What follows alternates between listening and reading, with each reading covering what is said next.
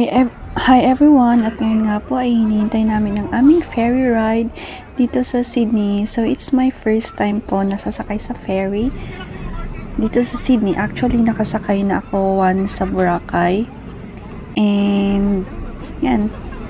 So pupunta po yata kami sa isang island. Ayan, kitang-kita po yung Sydney Opera House. At ayan, nakasakay na nga po kami. Yan yung mga kasama namin na galing din sa church. Yan, picture muna. And buti nga po at maganda yung panahon. Ayan po si Grace. Yan, ganda.